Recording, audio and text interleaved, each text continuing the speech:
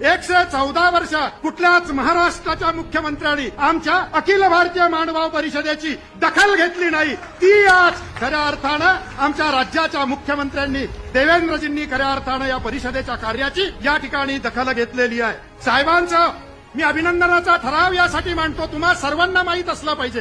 पण मला हे सांगताना आनंद वाटतो की इतका मोठा आमचा हा संपूर्ण महानुभाव पंथ की जो केवळ महाराष्ट्रात नाही, केवळ भारतामध्ये नाही तर अफगाणिस्तानपर्यंत पसरलेला आमचा महानुभाव पंथ आज भारताच्या कुठल्याही राज्यात गेलं तरीही आम्हाला महानुभाव त्या ठिकाणी भेटतात, महानुभावांचा विचार त्या ठिकाणी भेटतो आणि भक्तिभावानं महानुभाव पंथाचं काम करणारे लोक आम्हाला त्या ठिकाणी भेटतात। त्यामुळे इतका मोठा आमचा हा संप्रदाय, इतका मोठा समुदाय, इतका मोठा पंथ, पण दुर्दैवाने कधीच या पंथाची दखल महाराष्ट्राच्या राजकीय व्यवस्थेने घेतलीच नाही, कधीच घेतली नाही। आणि म्हणून मला असं वाटतं की हाही कदाचित भगवान चक्रधर स्वामींचाच आदेश असावा की ही दखल घेण्याची पहिली संधी ती मला या ठिकाणी मिळाली आणि आमच्या युतीच्या सरकारला ती मिळाली।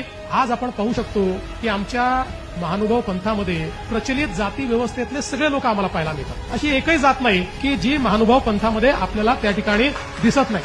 पण त्याच वेळी या पंथामध्ये कोणी कोणाला जात विचारत नाही, सगळे महानुभाव एकमेकाला दंडवतच करतात। ही शिकवण जी आम्हाला मिळालेली आहे ती आमच्या समाजाकरता, आमच्या राज्याकरता आणि आमच्या देशाकरता अत्यंत महत्वाची आहे।